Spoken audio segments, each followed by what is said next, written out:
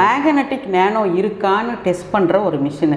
நான் இதை ஆன் பண்ணி டச் பண்ணேன் அப்படின்னா சவுண்டு வரும். இப்போ இதுலயும் பார்க்கலாம், இதுலயும் பார்க்கலாம். பாருங்களேன், இப்போ நான் ஆன்ல இருக்கு, ரெட் பட்டன்ல இருக்கு. இப்போ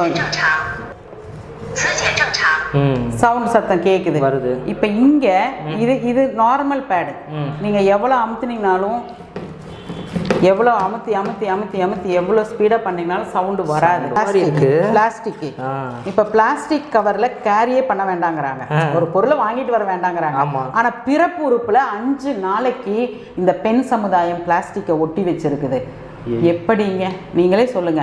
பிறப்புறுப்பில் ஒரு 5 நாளைக்கு 24 மணி நேரம் இந்த பிளாஸ்டிக்கை ஒட்டி வச்சா எப்படி கருத்தரிப்பு நடக்கும்? எப்படி சினை மூட்டை உருவாகும்? பயிர் விளையுமா? இப்போ இதை கொண்டு நான் பூமியில் போடுறேன், பயிர் விளையுமா? அது ஆகாதே, பயிர் விளையாது இல்லை. அதே மாதிரி தாங்க கருத்தரிக்க முடியாது. நமக்கு 28 நாளைக்கு ஒரு குறை பீரியட்ஸ் நடந்துடணும், 4 நாளைக்கு தான் இருக்கணும். இதை மாறுச்சுனாவே நம்மளோட உடம்பு வந்து கரெக்டான பாதையில் போகலைன்னு அர்த்தம். ஏன் போகலைன்னா இங்கே இருக்கிற கெமிக்கல். கர்ப்பப்பை சம்பந்தப்பட்ட பிரச்சனை, புத்துநோய், வெள்ளைப்படுதல், இச்சிங் இரிட்டேஷன், ஓவர் ஃப்ளோ, நீர் கட்டி, சினைப்பையில் கட்டி, கர்ப்பப்பை சுருங்குது, தலைவலிக்குது, வயிற்று வலிக்குது.